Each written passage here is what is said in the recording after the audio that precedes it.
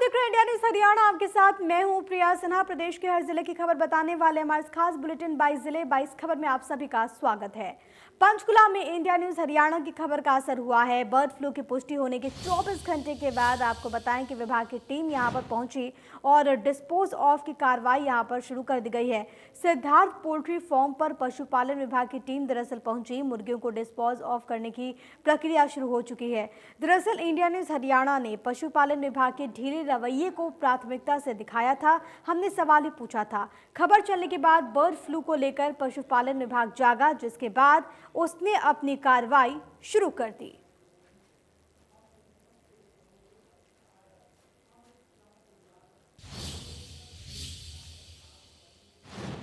एक तरफ पंचकुला तो दूसरी ओर गुरुग्राम, दोनों ही जगहों पर बर्ड फ्लू की दहशत नजर आ रही है। गुरुग्राम में 2 दिन में 11 कौवे मृत अवस्था में मिल चुके हैं। सेक्टर 52 के बायोडाइवर्सिटी पार्क में मृत अवस्था में कौवे मिले, जिनके सैंपल्स जांच के लिए जालंधर भेज दिए गए हैं। गुरुग्राम में 11 कौवों की मौत के बाद कहीं ना कहीं अब ये डर सताने लगा है कि बर्ड फ्लू की जो दस्तक है कहीं वो गुरुग्राम में तो नहीं आ गई है, और इसी को लेकर पूरी तरह से जो विभाग है वो सतर्क नज़र आ रहा है। इसके साथ साथ गुरुग्राम के सेक्टर 52 में जो पार्क में पिछले 2 दिनों में 11 कौवों की मौत हुई है, उसके बाद सीधे तौर पर यही देखा जा रहा है कि ये आखिरकार इसके पीछे कारण क्या रहा, और इसी को लेकर जालंधर में सभी कौवों की जो रिपोर्ट है वो जालंधर भेजी गई है, और वहाँ से लैब से सैंपल जो दिए गए हैं उसके बाद ही ये साबित हो पाएगा कि आखिरकार क्या बर्ड फ्लू से कौवों की मौत हुई है या दूसरा कोई कारण है। फिलहाल इस पूरे मामले को लेकर जिस तरह की परिस्थितियाँ बनी हुई हैं, क्योंकि चंडीगढ़ से भी जो खबर आ रही है कि 2 पोल्ट्री फार्म के अंदर जिस तरह से जो बर्ड फ्लू की जो पुष्टि हुई है, उसके बाद सीधे तौर पर कहा जा सकता है कि हरियाणा के अलग अलग शहरों में भी जिला प्रशासन की तरफ से सतर्कता बरती जा रही है। और गुरुग्राम में जिस तरह से मामला सामने आया है, इसको लेकर सीधे तौर पर अब विभाग लगातार इसमें सतर्कता बरत रहा है, और जितने भी यहाँ मुर्गी फार्म हैं वहाँ सभी से सैंपल कलेक्ट किए जा रहे हैं। इसके अलावा जो पक्षी प्रेमी हैं उनको भी इस प्रकार की जानकारी दी जा रही है, क्योंकि अब जिस तरह से इन पक्षियों की मौत हुई है उसके बाद सीधे तौर पर यही डर सता रहा है, क्योंकि अभी तक भले ही पुष्टि नहीं हुई हो, जो सैंपल्स दिए गए हैं उनकी रिपोर्ट नहीं आई हो, लेकिन संभावना यही जताई जा रही है कि बर्ड फ्लू के चलते ही इन पक्षियों की मौत हुई है। गुरुग्राम से कैमरा जगदीश तोमर के साथ देवेंद्र भारद्वाज, इंडिया न्यूज। तो वहीं किसानों के आंदोलन को लगातार जन समर्थन मिल रहा है। सिरसा में शहीद भगत सिंह के भांजे प्रोफेसर जगमोहन किसानों के धरने पर पहुंचे। उन्होंने किसानों को संबोधित किया, कहा कि सरकार किसानों से बातचीत का दिखावा कर रही है, असल में सरकार को किसानों का समाधान नहीं करना। उन्होंने कहा कि अंग्रेजों के जमाने के कंपनी राज को सरकार एक बार फिर से देश में लाना चाहती है।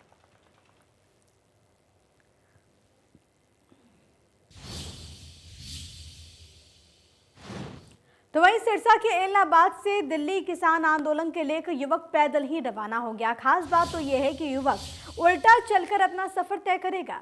सिरसा से दिल्ली की दूरी उल्टे पांव चलकर पहुंचेगा। दिल्ली की टीकरी बॉर्डर पर पहुंचकर युवक किसान आंदोलन को समर्थन देगा।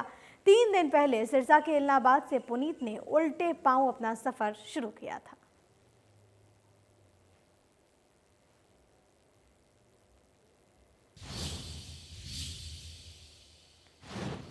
तो वहीं चरखी दादरी में किसान आंदोलन के मद्देनजर स्वराज पार्टी के नेता योगेंद्र यादव पहुंचे। किसान आंदोलन को तेज करने की बात कही। योगेंद्र यादव लगातार किसानों को जागरूक करने के उद्देश्य से किसानों के बीच पहुंच रहे हैं। दिल्ली में चल रहे किसान आंदोलन के समर्थन में किसानों को जागरूक करने के मकसद से किसान जागरूकता यात्रा के दौरान स्वराज पार्टी के नेता योगेंद्र यादव न केवल भिवानी पहुंचे, बल्कि चरखी दादरी में भी उन्होंने किसान मीटिंगों को संबोधित किया। योगेंद्र यादव का साफ तौर पर कहना था कि अब ये लड़ाई चुप बैठने की नहीं है, बल्कि इस लड़ाई में सभी को बढ़ चढ़कर भाग लेना होगा। साथ ही उन्होंने किसानों का आह्वान किया कि हर किसान परिवार से पूरे प्रदेश से एक किसान न केवल धरना स्थल पर पहुंचे, बल्कि 26 जनवरी की ट्रैक्टर परेड में भी हिस्सा तो वहीं पूर्व शिक्षा मंत्री गीता भुक्कल ढांसा बॉर्डर पर चल रहे किसानों के धरने का समर्थन करने के लिए पहुंची। उन्होंने कृषि कानूनों को लेकर केंद्र और प्रदेश सरकार को घेरा।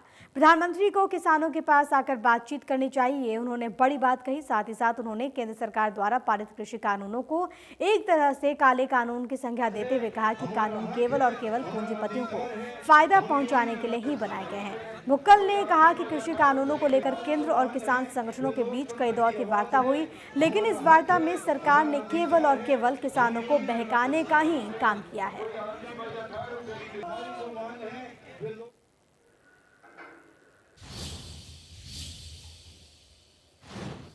तो वहीं पलवल NH-19 पर गांव ओटाहो के पास धरने पर बैठे किसानों ने हाईवे स्थित तुमसरा टोल टैक्स को फ्री कराया। किसानों का कहना है कि सरकार उनकी मांगों पर कोई ध्यान नहीं दे रही। उन्होंने ये भी कहा कि किसान विरोधी तीनों काले कानूनों को वापस नहीं लिया जाता और MSP पर लिखित में कानून जब तक नहीं बनाया जाता तब तक हम टोल टैक्स बिल्कुल ही फ्री रखेंगे।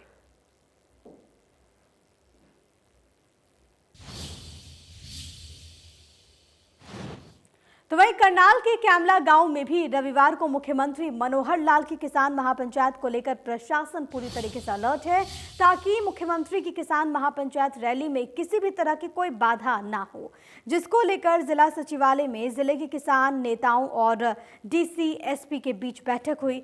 बैठक के बाद जिला उपायुक्त निशांत कुमार यादव ने कहा कि कैमला गांव में होने वाले CM के कार्यक्रम में किसानों द्वारा किसी भी तरह की बाधा नहीं पहुंचाई जाए। इसको लेकर किसान नेताओं से बातचीत हो रही है।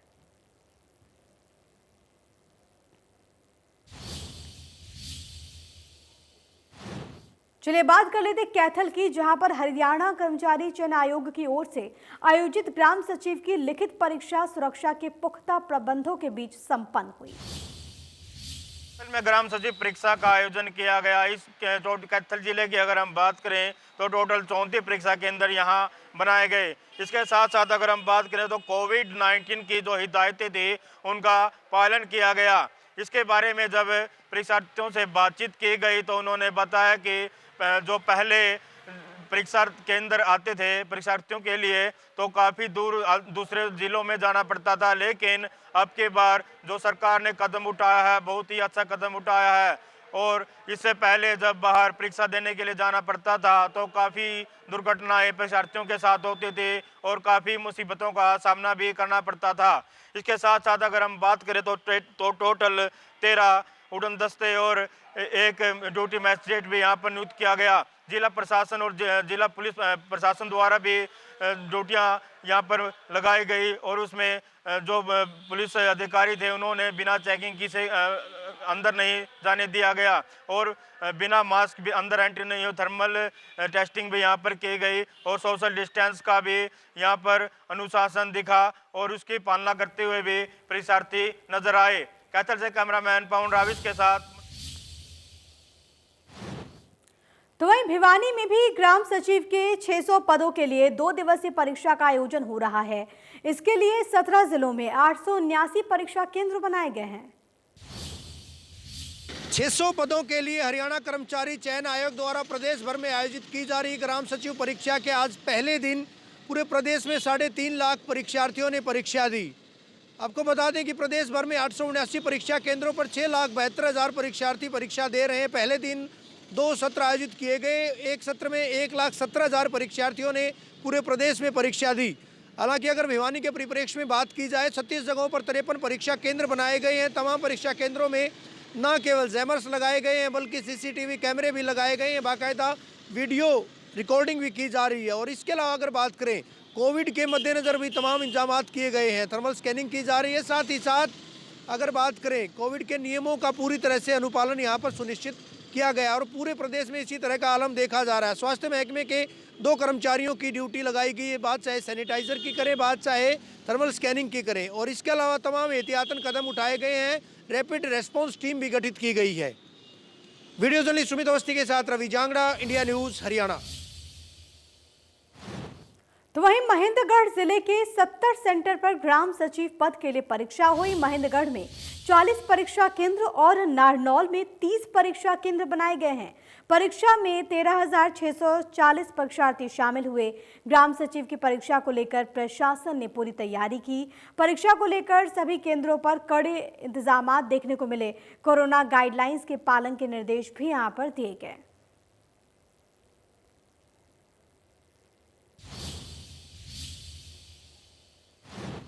खबर फरीदाबाद से है, जहां पर स्वास्थ्य विभाग ने निजी अस्पताल पर छापेमारी की।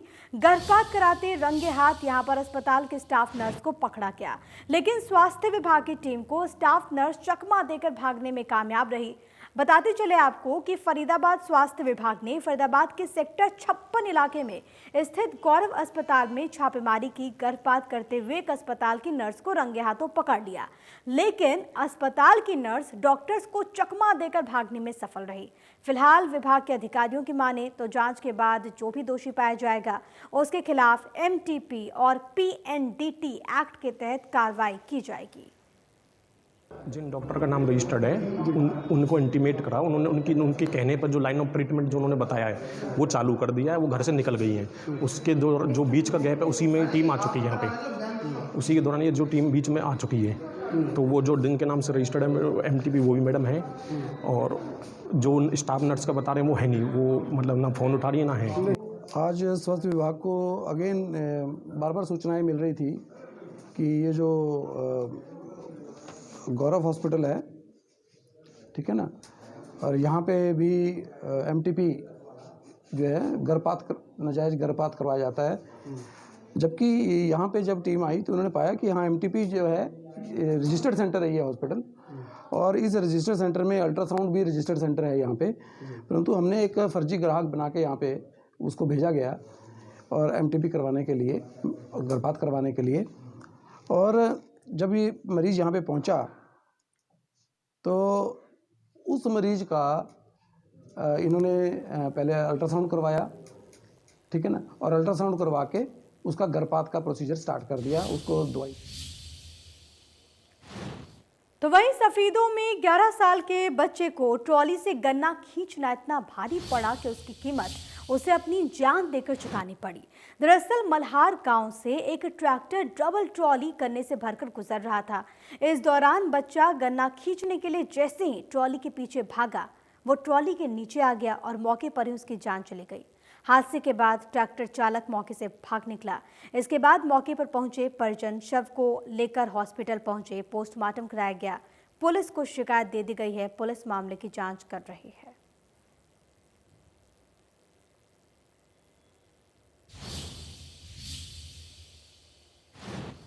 तो वहीं भादस शिकरावा रोड के किनारे बाइक लगाकर बात कर रहे लोगों को ट्रैक्टर ने टक्कर मार दी। हादसे में 2 की मौत हो गई। 2 बच्चे समेत 3 लोग जख्मी हुए हैं। बच्चों की हालत नाजुक बताई जा रही है। घटना के बाद ट्रैक्टर को पुलिस के हवाले कर दिया गया। पुलिस ने मुकदमा दर्ज कर लिया है। आगे की कार्रवाई भी शुरू हो चुकी है।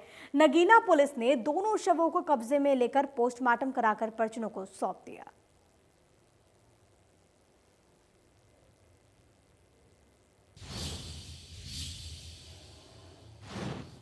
हरियाणा के हिसार जिले के गांव मुकलान में आटा चक्की चलाने वाले मांगेराम के बेटे ने कमाल किया है। परिवार के मुश्किल हालात के बावजूद बेटा अशोक न्यूक्लियर साइंटिस्ट बन गया। अशोक का चयन भाभा एटॉमिक रिसर्च सेंटर के लिए हुआ है।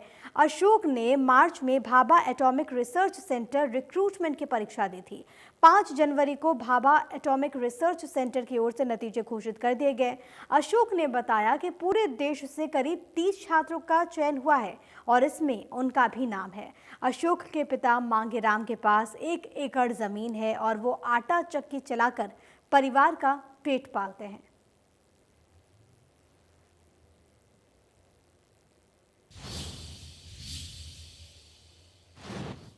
इंस्टाग्राम पर इन दिनों एक युवती का वीडियो काफी वायरल है। वीडियो में युवती साड़ी पहनकर जिम्नास्टिक के मुश्किल से मुश्किल स्टंट बहुत ही आसानी के साथ करती हुई नजर आती है। इसे अब तक कई बड़े फिल्मी सितारे भी अपने सोशल मीडिया अकाउंट पर शेयर कर चुके हैं। ऐसे में हमने इस युवती की तलाश शुरू की तो पता चला कि ये युवती अंबाला की पारुल है, जो कि राष्ट्रीय स्तर की जिम्नास्टिक की खिलाड़ी रह चुकी हैं। कई मेडल्स इन्होंने अपने नाम किए। साड़ी पहनकर स्टंट करने का ख्याल उनके मन में कैसे आया, ये सवाल जब हमने उनसे पूछा तो पारुल ने बताया कि साड़ी पहनने वाली युवतियों को लोग घर की चार दीवारी तक सीमित महिला की नज़र से देखते हैं। ऐसे में उन महिलाओं को प्रेरणा देने के लिए पारुल ने साड़ी पहनकर ये स्टंट करने की सोची और आज उनका वीडियो देश और दुनिया में काफ़ी सुर्खियां बटोर रहा है।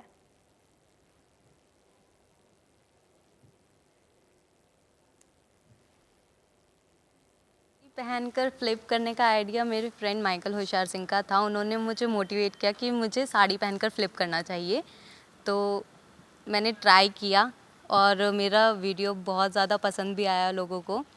साड़ी में लोग मतलब लेडीज़ गर्ल्स और लोग मुझे इतना मैसेज करने लगे कि आप मतलब साड़ी में कैसे फ्लिप कर सकते हो। वो लोग मुझे इतना बोलते हैं कि वो लोग मुझसे बहुत ज़्यादा मोटिवेट हो रहे हैं, इंस्पायर हो रहे हैं मुझसे, तो मुझे बहुत ज़्यादा अच्छा लगता है। क्या इसके पीछे मोटिव क्या रहा?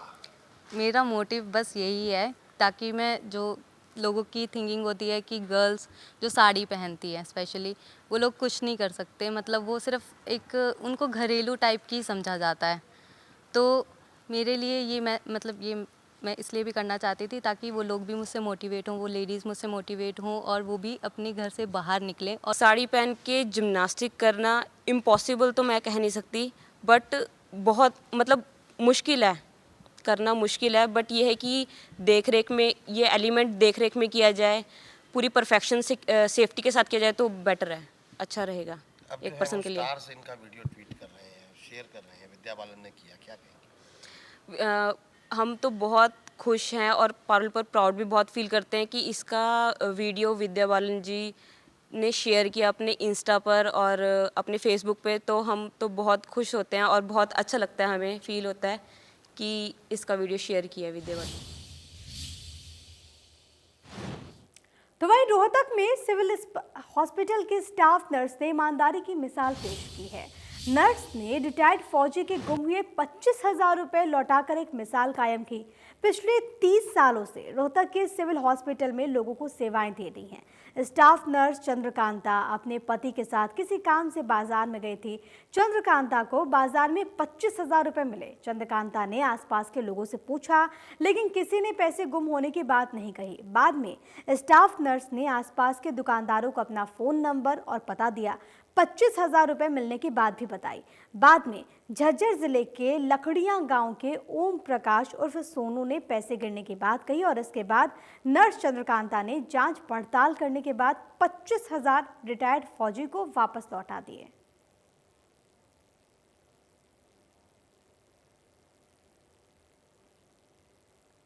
और अब हर कोई इस नर्स की ईमानदारी की तारीफ कर रहा है, सराहना कर रहा है और जो फौजी हैं जिनके पैसे गुम हो गए थे वो भी काफ़ी तारीफ़ कर रहे हैं और उनका ये कहना है कि उन्होंने उम्मीद भी खो दी थी कि उनके पैसे उन्हें वापस मिलेंगे, लेकिन नर्स की वजह से उन्हें एक बार फिर से उनके पैसे वापस मिल गए।